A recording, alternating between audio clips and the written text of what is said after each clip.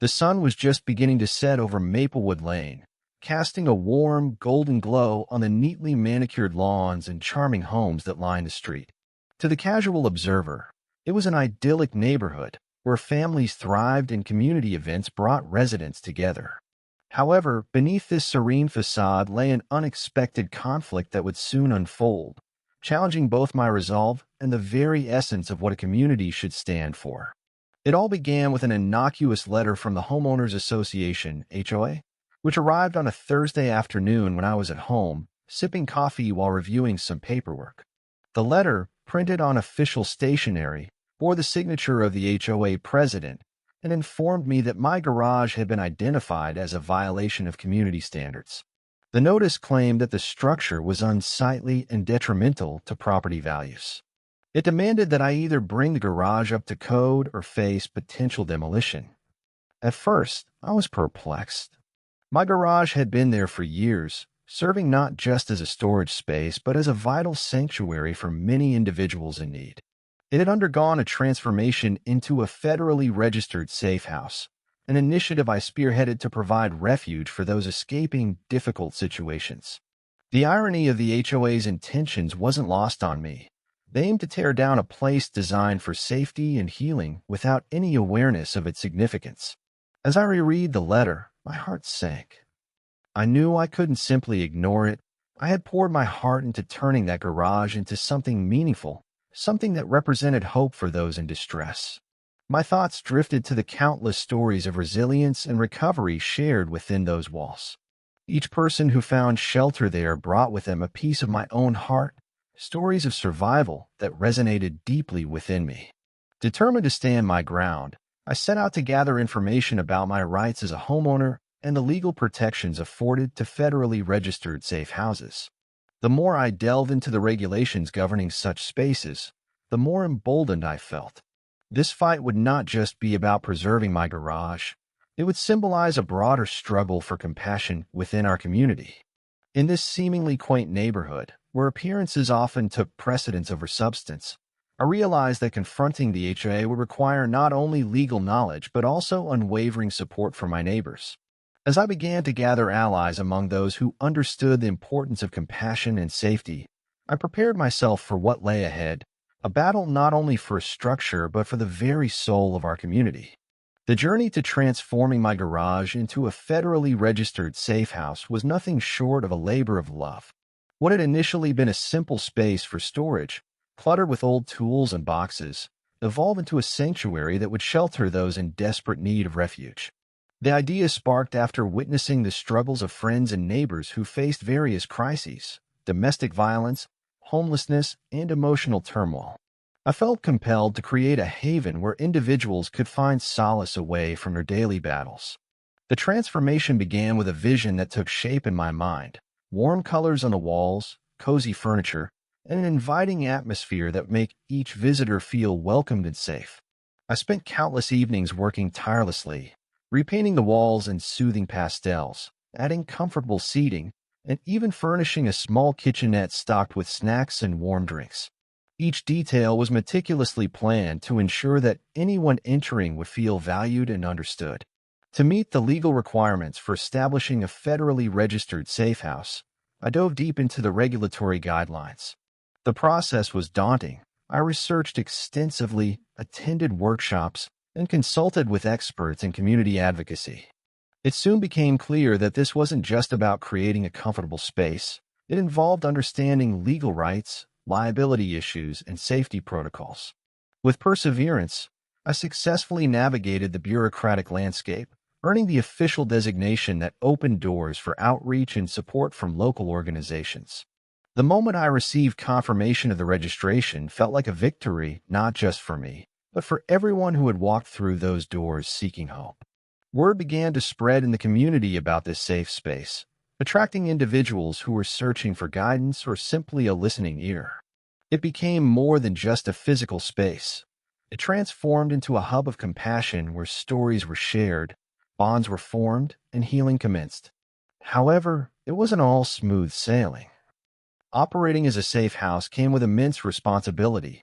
There were challenges in setting boundaries while also being deeply empathetic to those who came seeking help. There were nights filled with laughter and camaraderie, juxtaposed with moments of pain as visitors shared their harrowing experiences. Each interaction reinforced my commitment to this endeavor. But now, as the HOA's threat loomed overhead like dark clouds threatening rain on an otherwise sunny day, I couldn't shake the feeling that my efforts were being undermined by narrow-mindedness. They saw only an eyesore. They failed to see what lay beneath, a beacon of hope for many.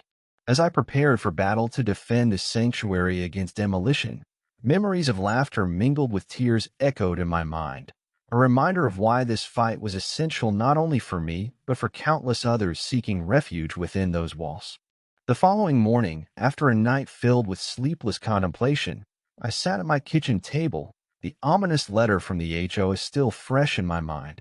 I had expected my neighbors to appreciate the safe house for what it represented, a sanctuary of hope, but the HOA's communication suggested otherwise. I took a deep breath, determined to respond thoughtfully as I read through the letter once more. The document was formal and authoritative, filled with legal jargon meant to intimidate.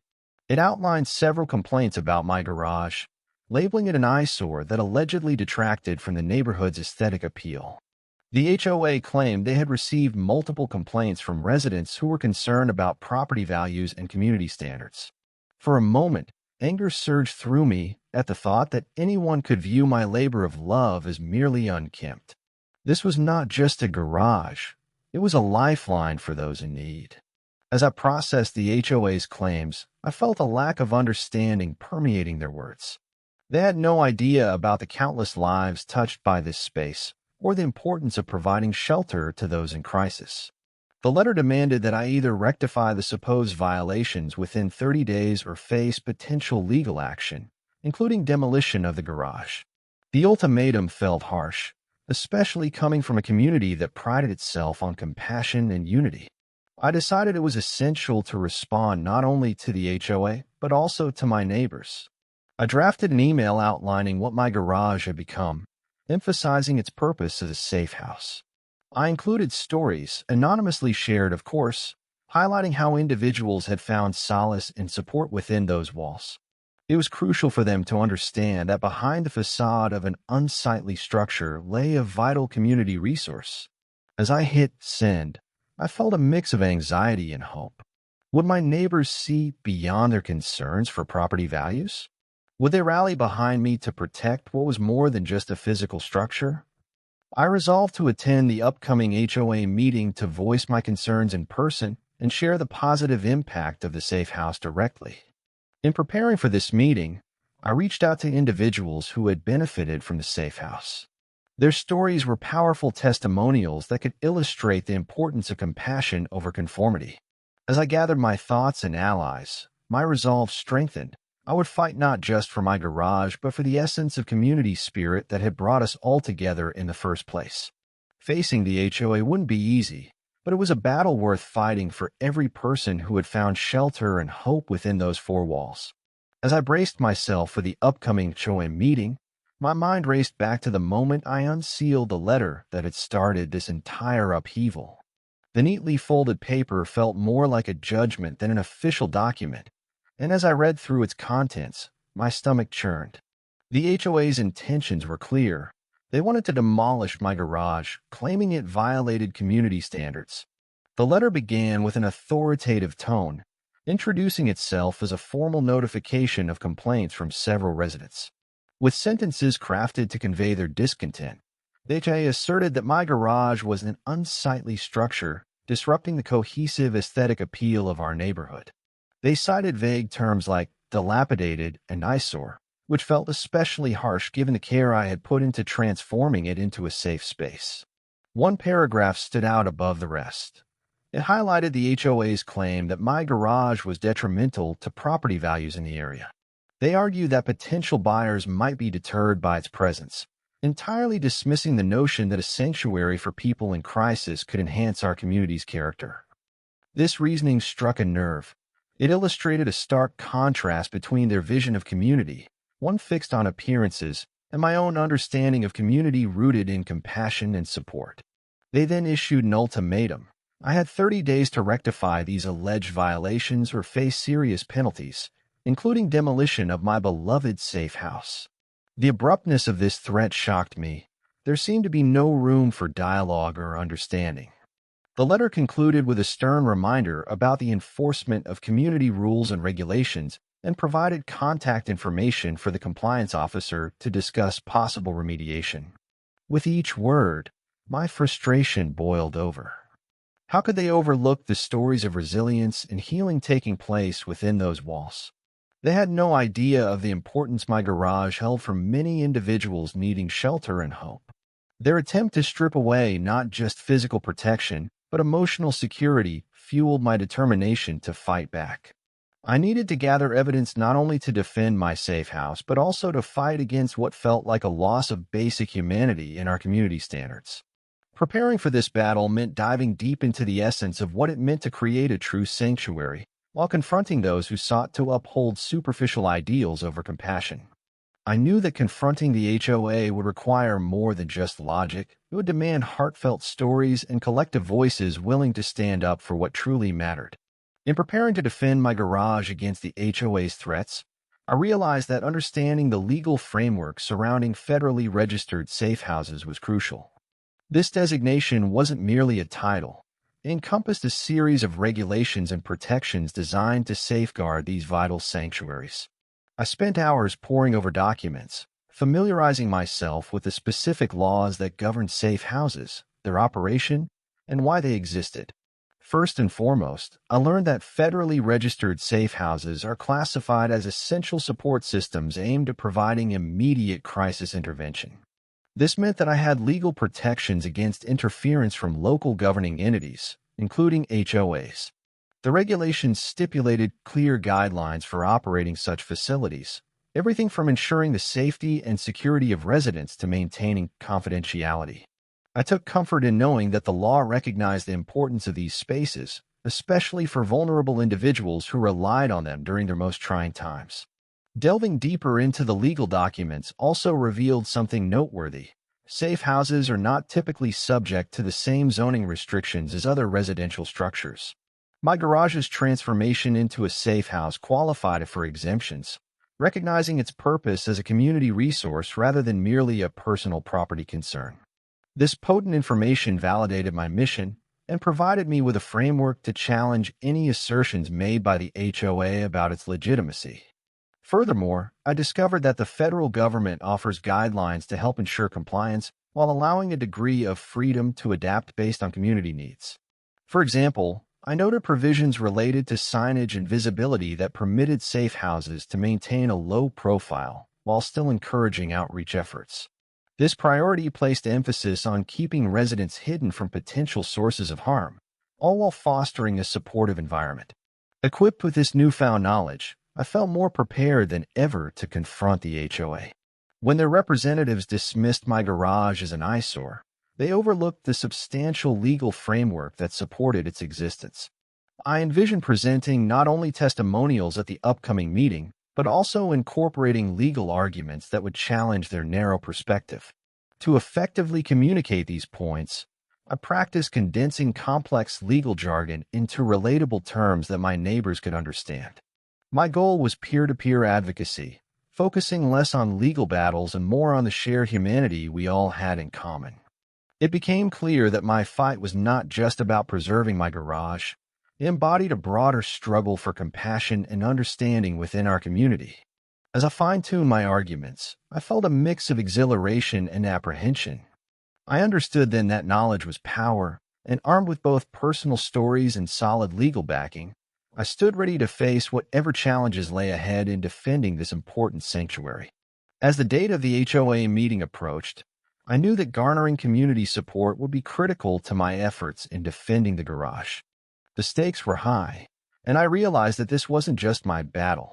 It was a fight that represented shared values of compassion and solidarity within our neighborhood. I reached out to friends and neighbors, inviting them to discuss the significance of the safe house and the urgent need to rally collectively against the HOA's impending decision. The reactions were mixed initially. Some neighbors were supportive, while others seemed indifferent or swayed by the HOA's emphasis on aesthetics. However, as I shared stories about the individuals who had found refuge in my garage, I began to see a shift in perspective.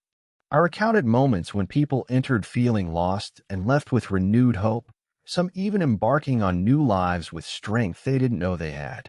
These personal narratives resonated deeply, igniting empathy among those who listened. One neighbor, Mrs. Thompson, a retired teacher with strong ties in the community, became an unexpected ally. She offered to host a small gathering at her home for those interested in learning more about our cause. At that gathering, I spoke passionately about what the safe house represented, not just for me, but for all of us. With each shared story, I could see their expressions change. They began to grasp the broader implications of losing such a sanctuary. As word spread, more people joined our cause. Families came forward to lend their voices, sharing how they valued community support and how crucial it was to protect spaces that foster healing. The transformation was palpable. The energy grew into a grassroots movement that redefined what it meant to be part of this neighborhood. Flyers were distributed, encouraging residents to attend the HOA meeting, and when the day arrived, a solid contingent stood beside me to voice our collective resolve. On the night of the meeting, I felt a surge of confidence as I stood before the assembled homeowners and board members. With my allies gathered behind me, I opened by thanking everyone for coming together in support of our community's vulnerable members, those who sought refuge and understanding when they needed it most. Mrs. Thompson and several others followed with powerful testimonials that echoed my sentiments. In that moment, it became clear we were no longer just defending my garage, we were advocating for the very essence of what our community stood for. This united front transformed the atmosphere within the room from one of apprehension into one brimming with compassion and understanding. I could sense that our voices were beginning to resonate, challenging not only the HOA's stance but also compelling neighbors to reconsider what it meant to prioritize appearances over humanity. By harnessing support from those around me, I felt invigorated and prepared to tackle the challenge ahead, ready to defend not just the safe house but also the heart of what made Maplewood Lane a true community. As the confrontation with the HOA loomed, I knew that understanding the legal landscape would be essential, but I soon realized that navigating these legal challenges would be more daunting than I had anticipated. While I had familiarized myself with the regulations governing federally registered safe houses, I faced unexpected hurdles that tested my resolve. The first challenge came in the form of a counterattack from the HOA, which claimed that my garage's designation did not meet their community standards due to what they labeled as operational violations. They contended that I had failed to adhere to specific zoning laws, despite my research indicating otherwise. This misleading assertion was aimed not only at discrediting my safe house, but also at undermining the legitimacy of its operations. My heart raced as I read through their claims. Relying on emotional testimony alone wouldn't suffice against their legal tactic. With a sense of urgency, I reached out to a local attorney specializing in housing and community law for guidance. During our initial consultation, she helped me understand not just my rights as a homeowner, but also the potential implications of engaging in this dispute. She emphasized that failing to address their claims adequately could lead to costly legal battles or even penalties. The weight of this reality rested heavily on my shoulders, pushing me deeper into research mode as I sought to compile documentation supporting my case. In addition to gathering evidence about safe house regulations and exemptions, it became crucial to document how my garage operated within those guidelines. This included maintenance records, safety protocols followed, and details about the nonprofit organization backing the Safe House initiative. However, assembling this information proved time-consuming and emotionally draining. Each piece served as a reminder of what was at stake.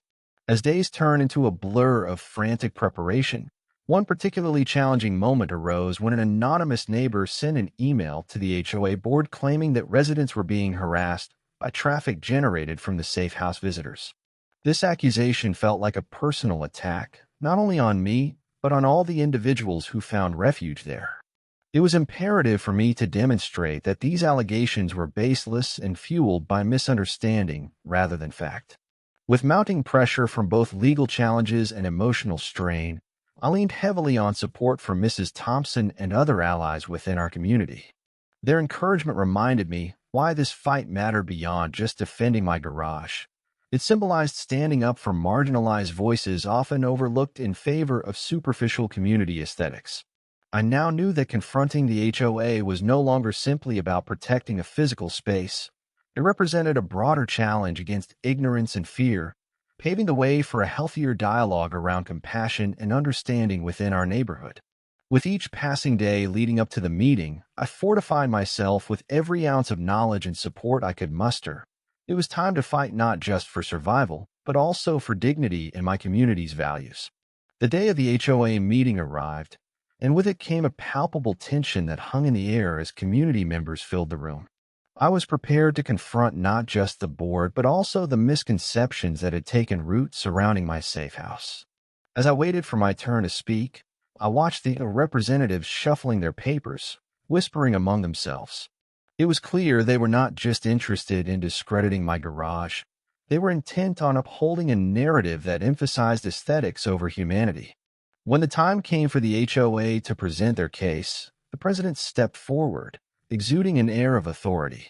He opened with a brief overview of their complaints, reiterating how my garage was unsightly, detracting from the neighborhood's charm.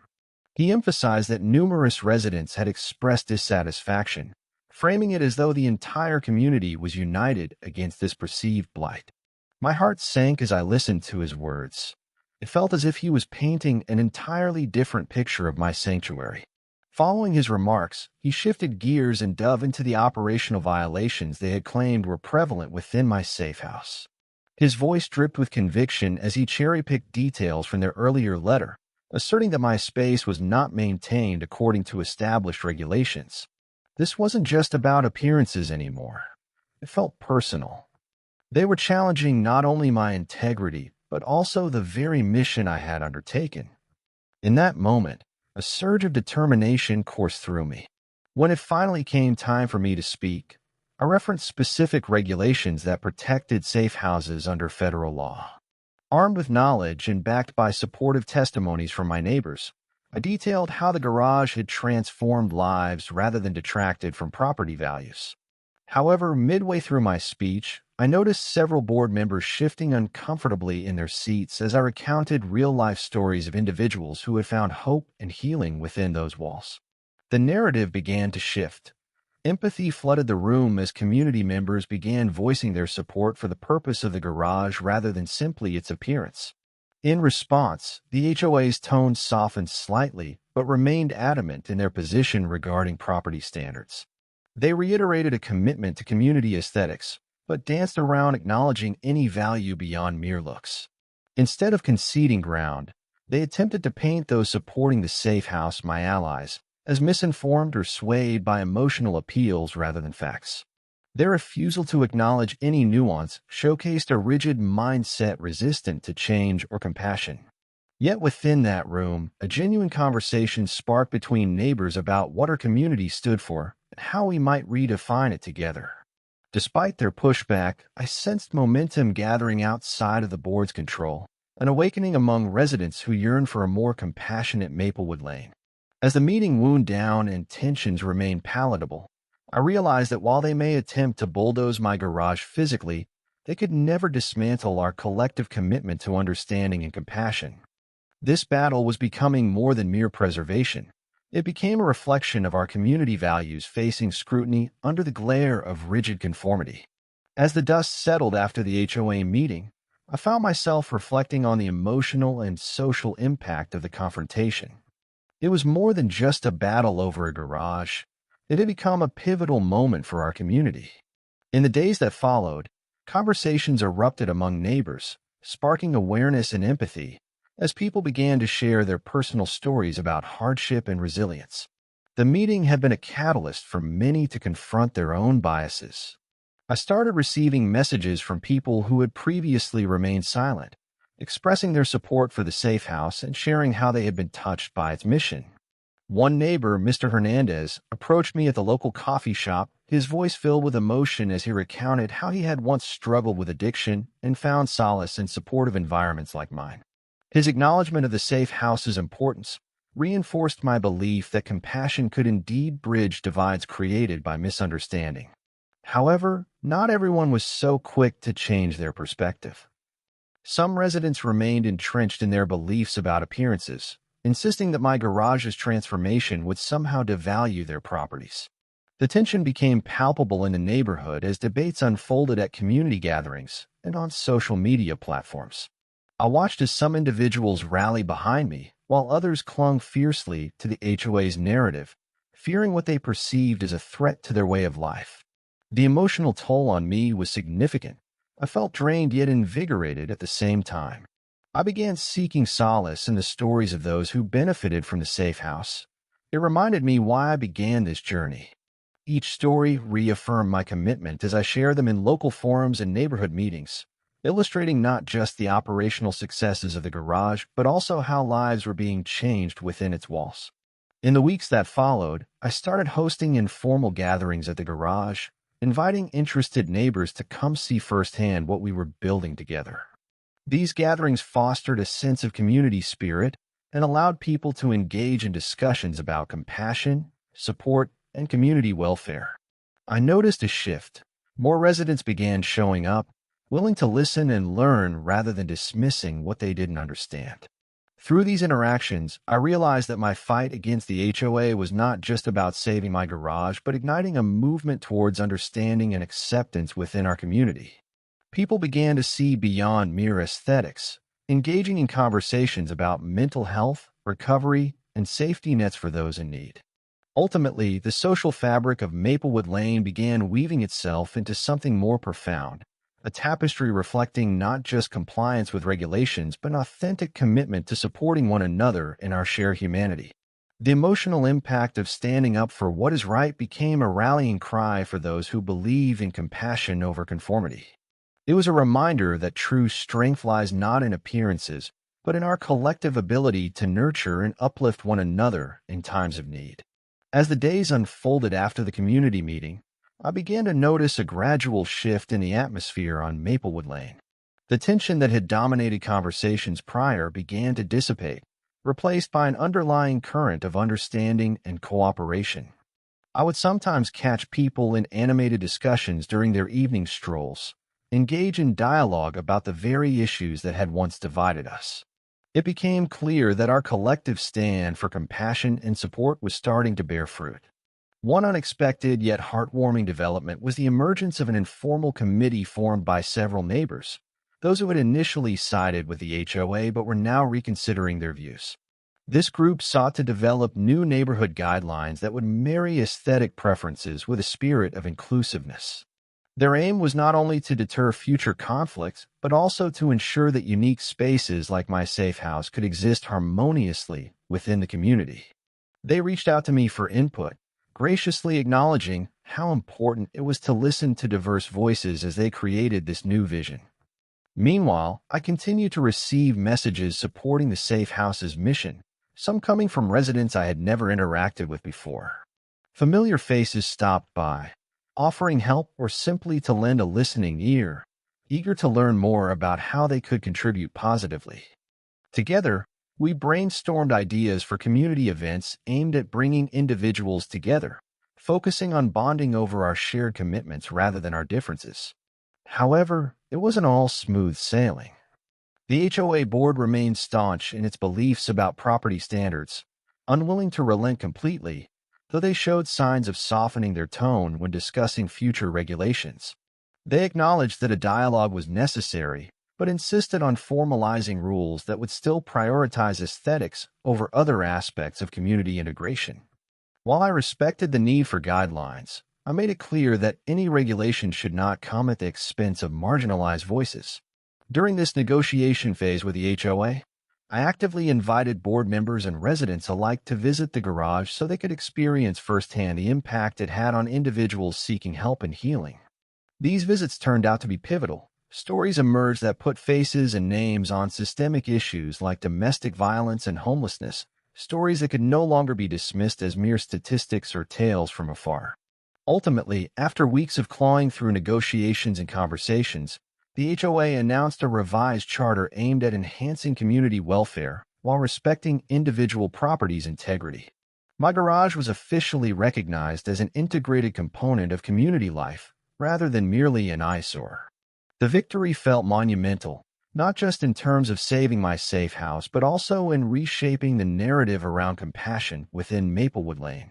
As I stood outside the garage on a bright Sunday afternoon surrounded by neighbors who had once viewed me with skepticism but now offered friendship and solidarity, it became abundantly clear this was only the beginning of cultivating a more authentic and supportive community spirit. We had turned a potentially devastating conflict into an opportunity for change and growth, a testament to what can happen when voices unite for a common cause rooted in empathy and understanding. The journey through this conflict taught me valuable lessons that extended beyond the walls of my garage and the immediate fight against the HOA. I realized how easily misconceptions could cloud judgment and create barriers amongst neighbors who once shared a common goal of community improvement. This experience underscored the necessity of dialogue, truly listening to one another and seeking understanding, even when opinions differ starkly. As conversations unfolded, I witnessed firsthand how empathy could bridge divisions born out of fear and misunderstanding. Some residents initially opposed to the safe house came to appreciate its purpose through personal stories and interactions, revealing that fostering compassion is crucial in any community fabric. This transformation reminded me that each individual carries their own experiences, often invisible yet deeply impactful. Moreover, I learned about resilience, not only in defending my sanctuary, but also recognizing it as a reflection of community resilience overall. The newfound committee, born out of our struggle, symbolized that collective action could lead to meaningful change. By collaborating to establish new neighborhood guidelines, we allowed for diversity within our local structure while still addressing aesthetic concerns. The result was a greater sense of agency for residents invested in navigating issues collaboratively instead of allowing a strict adherence to appearances to prevail. This conflict also illuminated the broader implications regarding the treatment of marginalized individuals within our communities. Society often prioritizes appearance over substance. It readily ignores those in need for the sake of maintaining a certain image. My struggles prompted discussions about inclusivity and access, about how critical safe spaces are for healing amidst hardship.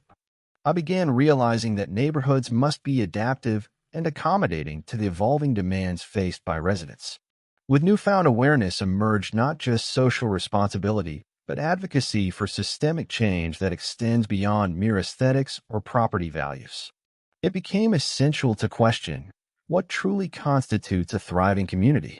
The answer lay not just in well-maintained lawns or pristine facades, but in accessibility to support systems that uplift vulnerable populations. I also reflected on my evolving role as an advocate, not just for my garage, but as a voice for those unheard in broader societal conversations about safety and support. The transformative power of activism rests within each person willing to stand up for what they believe is right while bearing witness to others' struggles. Ultimately, this journey reinforced the lesson that change begins at home. It takes individuals willing to step outside their comfort zones and engage in difficult dialogues with open hearts and minds. As I stood outside my garage amid newfound friends and even former skeptics, it became clear that we were not far from creating a compassionate Maplewood Lane where support is readily accessible, diversity is celebrated, and every voice counts equally. This fight had not just defended a physical space.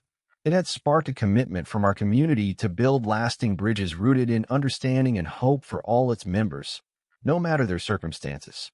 As I reflect on this journey, it's clear that the fight for my garage, now a recognized safe house, has transcended the physical structure itself. It has grown into a movement that embodies the spirit of community, compassion, and resilience. As we move forward, it is essential to carry these lessons with us and to inspire others to take action in their own neighborhoods. Firstly, we must understand that every community is composed of diverse voices and experiences. It is our responsibility to create spaces where everyone feels heard and valued. This journey began with a simple act of standing up for what was right, but it evolved into an inclusive dialogue that allowed neighbors to share their stories and confront their biases. I urge each of you to foster such conversations in your own environments. Listen deeply and encourage others to share their truths. You'll find that understanding often lurks behind the walls of silence. Moreover, we must advocate for inclusivity in all aspects of community life. The establishment of the informal committee was a testament to what can be achieved when residents unite for a common cause. I encourage neighborhoods everywhere to establish guidelines that allow for unique spaces like safe houses while respecting the integrity of the community. Together, we can develop policies that not only enhance the aesthetics of our surroundings, but also prioritize the well-being of all residents, particularly those who may feel marginalized. In addition, it's important to recognize that activism can take many forms. Whether it's defending a physical space, advocating for mental health resources, or supporting local organizations, we each have a role to play in improving our communities. Every small act, be it volunteering time, sharing information, or simply being there for someone in need, contributes to building a more compassionate society. Finally, let us remember that empathy is a powerful tool for change. As I stood outside my garage, surrounded by friends and neighbors who had once viewed me skeptically but now embraced me warmly, I felt the strength that arises from community solidarity. We are stronger together than we are apart. Let this experience serve as a rallying cry for all who believe in compassion over conformity. As you return to your communities, I challenge you to be agents of change. Stand up for those who cannot stand alone and lend your voice to those who have been silenced. Together, let's build bridges where walls once stood and create an environment where everyone can thrive. This story is not just mine. It belongs to every person who believes in the power of community and acts upon it. Let us continue striving for understanding and support for one another, because true strength lies not in our individual successes, but in how we uplift each other along the way. The path toward compassion is ongoing and requires commitment from all of us. Let's walk it together.